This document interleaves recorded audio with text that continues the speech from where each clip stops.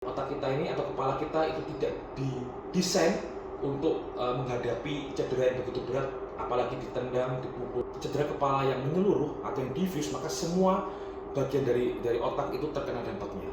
Yaitu salah satunya adalah DAI atau diffuse axonal injury yang mungkin ramai beberapa hari terakhir ini.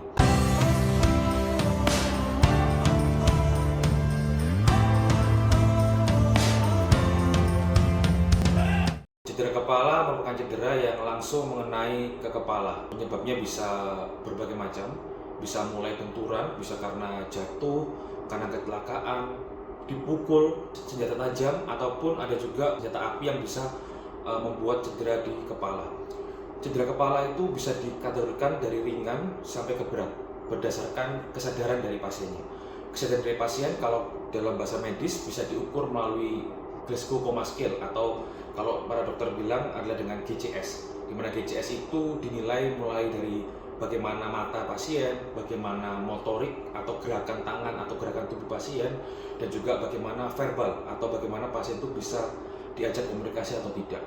Dan itu semua dirangkum dalam suatu scoring yang namanya adalah GCS itu, di mana GCS itu dari angka 3 sampai 15. Kalau orang-orang seperti kita yang bisa bicara dengan lancar seperti ini memiliki nilai angka yang 15. Sedangkan pasien dengan koma yang dalam, yang dipanggil tidak bisa membuka mata, gerakan pun tidak ada, bahkan ngomong pun juga nggak bisa, itu dengan nilai yang itu adalah 3. Jadi antara 3 sampai 15 itu adalah derajat-derajat dari cedera kepala. Nah, kalau dalam bidang bedah saraf ataupun dalam bidang saraf, cedera kepala itu bukan hanya dilihat dari kesadarannya saja. Kesadaran itu dilihat untuk bagaimana derajat berat ringannya cedera kepala. Tapi kita harus tahu juga apa penyebabnya yang membuat kesadaran itu turun. Nah, itu biasanya kita bisa lihat dari pencitraan atau imaging. Yang paling umum kita pakai adalah CT scan atau bisa juga MRI kepala. Nah, kalau dari pencitraan atau imaging kita bisa bagi menjadi dua kategori besar dari cedera kepala.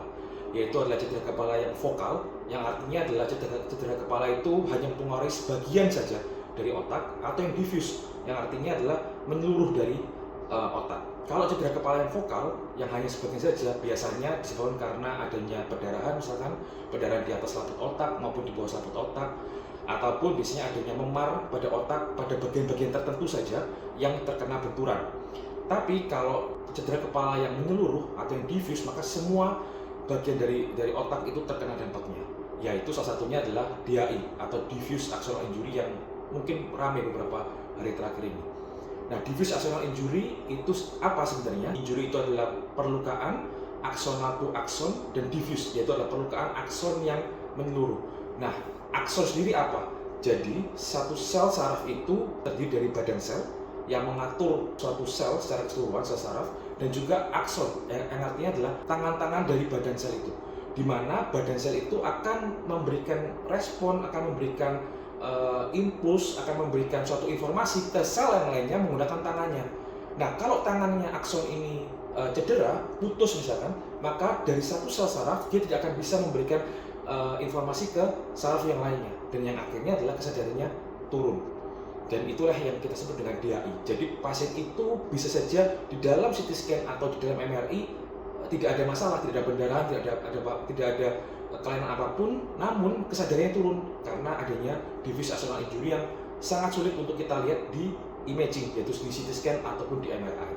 Nah, tata laksananya apa? Tata laksananya untuk DAI ini atau terapinya itu adalah bukan operasi. Kita nggak mungkin kita akan operasi satu otak secara keseluruhan, tapi yaitu adalah kita mencegah agar tidak cedera kepala yang berkelanjutan, atau kalau dalam bahasa medisnya adalah secondary brain injury.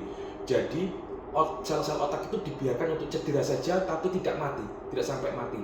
Nah, itu apa yang kita lakukan, yaitu adalah kita memberikan oksigen yang bagus, makanan yang cukup untuk otak, yaitu adalah glukosa misalkan. Kemudian kita memberikan tekanan darah yang tidak terlalu tinggi maupun juga tidak terlalu rendah, sehingga makanan itu bisa teralirkan ke sel saraf dengan baik. Nah, itu semua kita bisa pantau melalui ICU atau intensive care unit, yaitu perawatan yang intensif.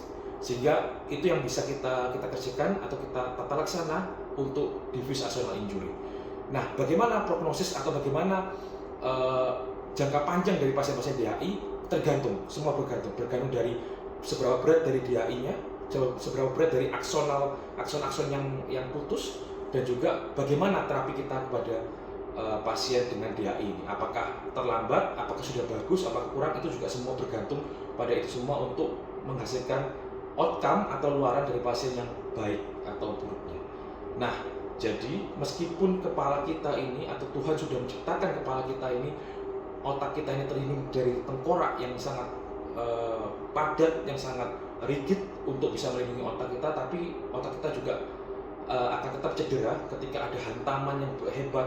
Bahkan otak kita ini atau kepala kita itu tidak didesain untuk menghadapi cedera yang begitu berat, apalagi ditendang, dipukul, sehingga itu semua bisa menyebabkan cedera yang berat pada pasien.